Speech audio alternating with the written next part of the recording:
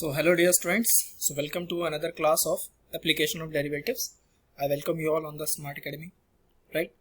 तो बेसिकली आज हम बात करेंगे equation of tangent and equation of normal के ऊपर. इसमें क्या है, उससे पहले हम समझते हैं. हमने स्लोप के ऊपर हम बात कर चुके हैं, तो हमें जानना है what is the equation of tangent, right? Equation of tangent निकलता कैसे है. तो सपोज करते हैं कि अपने पास ये कर्व है, this is something a curve look like, और इस कर्व को मैं मान लेता हूं this is y equal to F X. मैंने क्या मान लिया, ये कर्व क्या है, y equal to F X. अब अगर मैं इस पे एक टेंजेंट बनाऊं तो that tangent with something goes like this, right? Now this is the tangent. Now tangent is touching the curve at, let's suppose, this point. Now this is my point E and this point is x1 comma y1, right? Now this is my tangent. और हम जानते हैं कि जो tangent है वो normal के क्या होता है, परपेंडिकुलर होता है. सो बेसिकली अगर मैं बात करूं तो ये मेरा नॉर्मल आ गया, right? This is my normal है and this is perpendicular. Clear? तो टेंजेंट क्या है, नॉर्मल क्या है, ये आपको समझ आ गया. अब दूसरी बात करते हैं. अगर मैं इसे एक लाइन के नजरिए से देखूं तो ये एक एंगल बनाएगा theta with positive direction of X axis, और सिमिलरली ये भी एक एंगल बनाएगा theta with positive direction of Y axis, X axis. तो ये थीटा 1 मान लिया मैंने.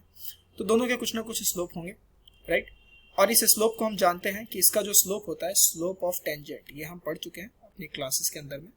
सो that slope of tangent is nothing but dy by dx and this called is as m. हम इसे m भी कहते हैं. अगर एंगल है तो आप इसे tan थीटा भी कह सकते हैं, राइट? अगर एंगल है तो हम इसे क्या कह सकते हैं, tan थीटा भी कह सकते हैं.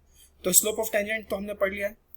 अब क्योंकि ये लाइन, टेंजेंट की लाइन, नॉर्मल की लाइन एक दूसरे के परपेंडिकुलर है, तो हम ये कह सकेंगे कि slope of normal into slope of tangent that would be equal to -1. इनका जो प्रोडक्ट होगा वो -1 के बराबर आएगा. तो स्लोप ऑफ नॉर्मल क्या हो जाएगा, स्लोप ऑफ नॉर्मल हो जाएगा -1 बाय स्लोप ऑफ टेंजेंट. और इस तरीके से स्लोप ऑफ नॉर्मल भी निकल जाएगा, that is -1 by dy by dx. और ये भी हम लोग कर चुके हैं, राइट? तो स्लोप्स आ गया. अब एक पॉइंट से ये पास कर रहा है. अब क्योंकि ये एक स्ट्रेट लाइन है, आप ध्यान से देखोगे तो this behave as a straight line. Tangent एक स्ट्रेट लाइन भी तो होता है ना. तो किसी स्ट्रेट लाइन की इक्वेशन क्या होती है, तो यहां से हमारे पास इक्वेशन ऑफ टेंजेंट आएगा, वो होती है y माइनस जिस एक पॉइंट से पास कर रहा हो. अब ये जो पॉइंट है, इस पॉइंट की खासियत ये है, it also lies on the curve. It also lies on the, ये जो पॉइंट है इसकी खास बात ये है दोस्तों, ये बहुत ध्यान रखना है, this is very very very important, कि ये जो पॉइंट मैंने यहाँ अज्यूम किया है पॉइंट P, ये कर्व पे भी है, ये टेंजेंट पे भी है और ये नॉर्मल पे भी है, तीनों पे है. सो y minus y1, slope of tangent क्या है, स्लोप ऑफ टेंजेंट है dy बाय dx, और हम यहाँ लिखेंगे x माइनस x1. क्लियर? तो ये मेरे पास क्या आ गया, ये मेरे पास आ गया, किसकी इक्वेशन आ गई है, this is the equation of tangent, right?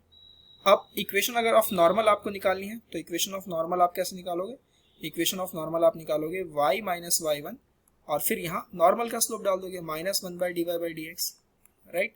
और ये हो जाएगा x minus x1. Again same process, easy, right? तो ये तो तब है जब आपके पास कर्व दिया हो और अगर एक पॉइंट दिया हो. ये कब लगाना है, जब आपको कर्व दिया हो या फिर पॉइंट दिया हो. अब मान लीजिए कर्व की इक्वेशन दी गई है, राइट, और एंगल दिया गया, तो फिर भी हम निकाल सकते हैं. अब इसमें क्या क्या आ सकते हैं, क्या क्या चीजें पूछी जा सकती हैं. यहां पर x1 y1 पूछा जा सकता है, आस्क. तो हमें क्या दिया होगा, तो हमें dy बाय dx गिवन होगा, कोई एक चीज तो उन्हें देनी होगी ना, या फिर x1 y1 गिवन होगा और dy by dx is ask, तो ये हमें निकालना पड़ेगा. और फिर हम दोनों ही केसेस में इक्वेशन ऑफ टेंजेंट और इक्वेशन ऑफ नॉर्मल क्या कर सकते हैं, निकाल सकते हैं, right? So this is that from this concept video. अगली क्लास में हम इसके प्रैक्टिस प्रॉब्लम्स को देखेंगे और कुछ और भी सवाल हम इसमें प्रैक्टिस करेंगे. Thank you.